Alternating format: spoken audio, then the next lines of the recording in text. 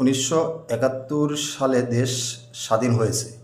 স্বাধীনতার পরে বাংলাদেশের যতগুলো জাতীয় সংসদ নির্বাচন হয়েছে এবং যে সকল নির্বাচনে আওয়ামী লীগ, বিএনপি, জাতীয় পার্টি, জামাত ইসলাম সহ অন্যান্য দল অংশগ্রহণ করেছে, সেই সকল নির্বাচনে কখনো জামাত ইসলাম 18টির উপরে আসন পাননি। আমি আবার বলছি, আওয়ামী লীগ, বিএনপি, জাতীয় পার্টি, জামাত ইসলাম সহ অন্য অন্য দলের অংশগ্রহণে যে সকল নির্বাচন হয়েছে 71-এর পরে, কোনো নির্বাচনেই জামাতে ইসলাম দলটি 18টির উপর জাতীয় সংসদ নির্বাচনে আসন পাননি। শুধুমাত্র ত্রয়োদশ জাতীয় সংসদ নির্বাচনে আওয়ামী লীগকে অংশগ্রহণ করতে দেওয়া হয়নি এবং আওয়ামী লীগের জোটভুক্ত 14 দলকে অংশগ্রহণ করতে দেওয়া হয়নি।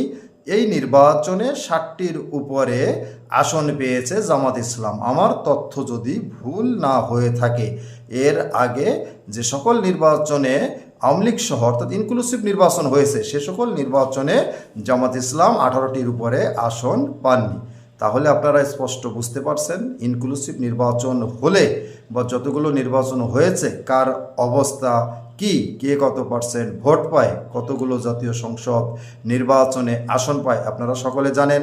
1971 সালে দেশ যখন স্বাধীন হয়, এই স্বাধীনতা সংগ্রামে নেতৃত্ব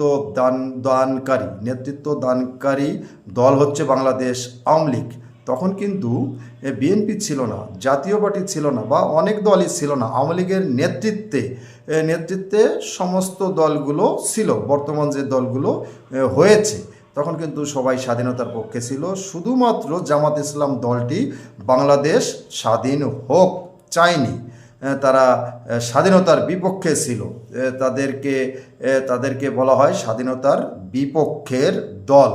আমি আবারও বলছি, এই দলটি ইনক্লুসিভ নির্বাচনের সময় সর্বোচ্চ 18টি আসন পেয়েছে। আর ইনক্লুসিভ নির্বাচন ছাড়া আওয়ামী লীগের অংশগ্রহণ ছাড়া 60-এর উপরে আসন পেয়েছে।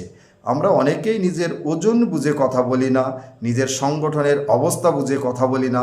আমাদের নিজের ওজন বুঝে, সংগঠনের অবস্থান বুঝে আমি মনে করি কথা বলা উচিত, যে আমার অবস্থা কি, আমাকে কতজন মানুষ ভালোবাসে, আমার দলকে কতজন মানুষ ভালোবাসে, এটা বুঝে আমি মনে করি কথা বলা উচিত। তা না হলে ভারী কথা মানুষ হালকাভাবে নিয়ে থাকে। আপনার মতামত, মন্তব্য এই বিষয়ে উল্লেখ করবেন আশা রাখছি। নমস্কার, সবাই ভালো থাকবেন।